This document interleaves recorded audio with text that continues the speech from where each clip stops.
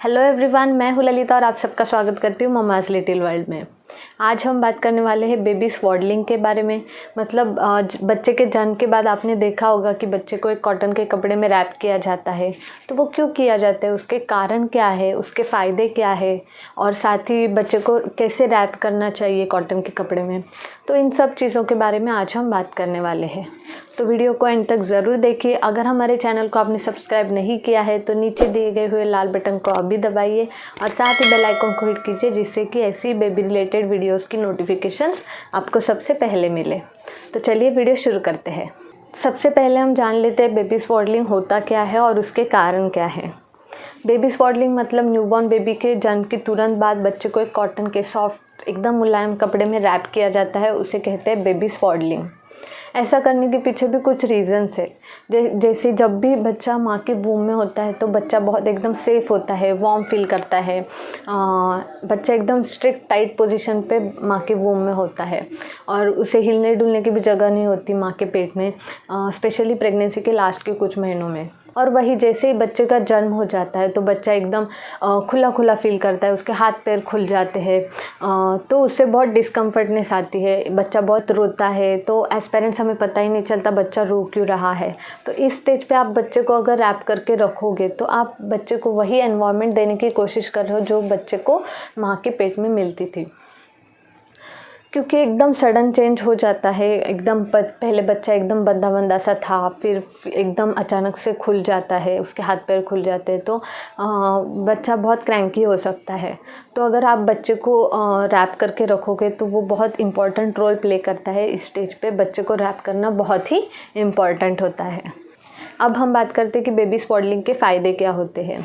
सबसे पहला फ़ायदा यही होता है जो मैंने आपको अब भी बताया कि जब बच्चा माँ के वूम में होता है तो एकदम स्ट्रिक्ट टाइट पोजीशन पे होता है, बंदा बंदा सा होता है। वही जन्म के बाद एकदम खुला हो जाता है, तो जिसकी वजह से बच्चे को डिस्कम्फर्टनेस आती है। तो अगर आप बेबी को रैप करके रखोगे तो बेबी एकदम गर्म फील करेगा, वार्म फील करेगा। और जो सडन चेंज बच्चे के साथ हुआ है, जो पहले बंदा बंदा था अभी एकदम से अचानक से खुल गया है, उसके हाथ पैर खुल गए, तो वो चेंज बच्चे को फील नहीं होता, जिसकी वजह से बच्चा एकदम कंफर्टेबल होता है। दूसरा फ़ायदा ये होता है कि शुरुआती महीनों में बच्चों को कॉलिक की प्रॉब्लम एकदम बहुत ही कॉमन है। तो कॉलिक के प्रॉब्लम में जो होने वाला पेट दर्द होता है, तो बेबी को रैप करने की वजह से वो दर्द कम होने में बेबी को मदद मिलती है। तीसरा फ़ायदा ये होता है कि बच्चे को कपड़े में रैप करने की वजह से बच्चा मूवमेंट नहीं कर पाता, इधर उधर हिल नहीं सकता, हाथ पैर हिला नहीं सकता। वही उसको फीलिंग जो पहले माँ के वूम में मिलती थी, वही फीलिंग उसको फिर से जन्म के तुरंत बाद मिलने की वजह से शुरुआती दिनों में बच्चों का विकास होने में भी अच्छे से मदद मिलती है। चौथा फ़ायदा ये होता है बेबी को रैप करने की वजह से बच्चों को अंदर से अच्छे से गर्मी आ जाती है, जिसकी वजह से बच्चा ज़्यादा देर तक नींद ले सकता है। क्योंकि शुरुआती दिनों में बच्चों के लिए 18 से 20 घंटे की नींद लेना बहुत ही ज़रूरी होता है उनके विकास के लिए, शारीरिक विकास के लिए। तो अगर आप बेबी को रैप करके रखते हो तो वो ज़्यादा देर तक नींद ले सकते हैं। और वही अगर आप बच्चे को ऐसे ही खुला खुला सुला देते हो, तो रैप करके नहीं रखा है और वैसे ही सुला दिया आपने बच्चे को, तो आप ये चीज़ ऑब्ज़र्व करना कि बच्चा ज़्यादा देर तक नींद नहीं लेगा, वो उसे डिस्कम्फर्टनेस फील होती है। क्योंकि सडन चेंज की वजह से बच्चा बहुत अनकम्फर्टेबल फील करता है, जिसकी वजह से बच्चे ज़्यादा देर तक नींद नहीं लेते। तो वही उल्टा अगर आप रैप करके रखते हो बच्चे को तो वो ज़्यादा देर तक नींद ले पाते हैं। और एक फ़ायदा होता है बच्चों को रैप करने की वजह से आपको बच्चे को आराम से उठाने को इजी हो जाता है। एज मदर्स हमें फीडिंग के लिए 2-2, 3-3 घंटे बाद बच्चे को लेना ही पड़ता है। तो स्वॉडलिंग की वजह से बच्चे को आप इजीली आराम से उठा सकते हो। अब हम बात करते हैं कि बेबी को स्वॉडल करना हमें कब शुरू करना चाहिए और कब बंद करना चाहिए। तो बेबी को स्वॉडल आप डे 1 से शुरू कर सकते हो। जैसे ही बच्चे का जन्म हो जाता है तुरंत बाद आप बेबी को स्वॉडल करके रख सकते हो, जिससे कि बच्चे को फिर से वही फीलिंग मिले, टाइट और अच्छे से गर्मी मिले। हमें बच्चे को 1.5 से 2 महीने तक स्वॉडल करके रखना चाहिए, या फिर आप तब तक स्वॉडल करके रख सकते हो जब तक बच्चा खुद से पलटना शुरू ना कर दे। इस बात का हमें ज़रूर ध्यान रखना चाहिए कि जैसे ही बच्चा खुद से पलटना शुरू कर दे उसी वक्त आपको बेबी को स्वॉडल करना बंद कर देना चाहिए। इसका रीज़न मैं आपको बताती हूँ। अगर बच्चा सोया है या फिर हम भी रात को सोए हैं, तो अगर बच्चे ने खुद से ऐसे पलटी मार ली तो उससे स्वॉडल करने की वजह से बच्चा मूवमेंट नहीं कर पाता, इधर उधर हिल नहीं सकता। अगर उसने पलटी मार दी तो उसका नाक दब सकता है, जिसकी वजह से उसको ब्रीदिंग में प्रॉब्लम आ सकती है। तो ये बहुत ही हाई रिस्क होता है। तो हमें इस बात का ज़रूर ध्यान देना चाहिए कि जैसे ही बच्चा पलटना शुरू कर दे, हमें उसे स्वॉडल करना तुरंत बंद कर देना चाहिए। क्योंकि हमें आदत होती है बच्चों को टमी टाइम देने की। शुरुआत से हमें टमी टाइम देना बहुत ही ज़रूरी होता है बच्चों के लिए, जिससे कि बच्चे के नेक के मसल्स भी स्ट्रांग हो जाते हैं और गैस की प्रॉब्लम भी बच्चों को नहीं होती।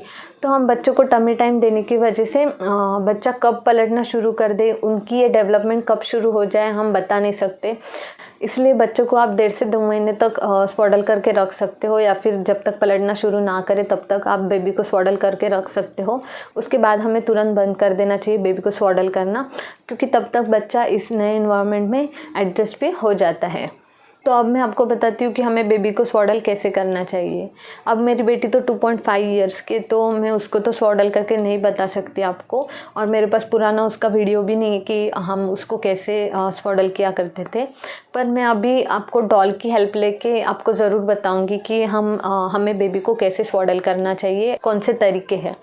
तो चलिए वीडियो शुरू करते हैं।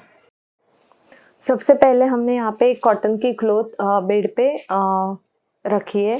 अब हम इसका एक कॉर्नर हम फोल्ड करके लेंगे इस तरह पे, और फिर हम बेबी को इस पोजीशन पे रखेंगे जैसे कि बेबी की शोल्डर लाइन इस लाइन से पैरेलल हो।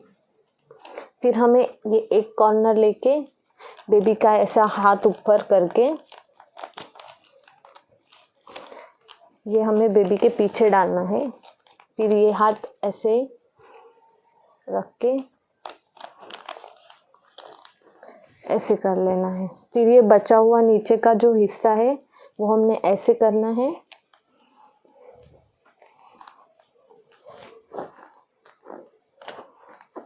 ये हो गया एक तरीका।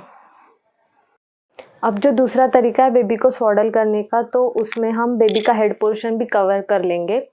तो रेडीमेड मार्केट में ये बेबी स्वॉडलर्स मिलते हैं जिसको ऐसी कैप दी हुई रहती है।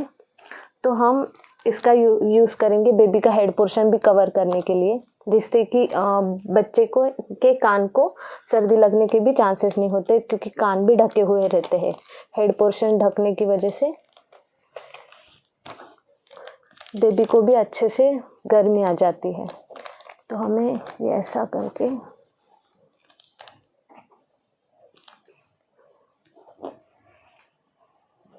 हम यहाँ पे गार्ड भी बांध सकते हैं। तो ये हो गया दूसरा तरीका, जिससे कि बेबी का हेड पोर्शन भी यहाँ पे कवर हो जाता है। तो इस तरीके से हम उर्वी को स्वॉडल किया करते थे। अगर आपको कुछ क्वेरीज है, कुछ क्वेश्चंस है, तो आप मुझे कमेंट सेक्शन में ज़रूर पूछ सकते हो। अगर वीडियो पसंद आए तो लाइक ज़रूर करना, साथ ही चैनल को सब्सक्राइब करना बिल्कुल मत भूलना। तो चलिए अब मिलते हैं नेक्स्ट वीडियो में, तब तक के लिए बाय बाय।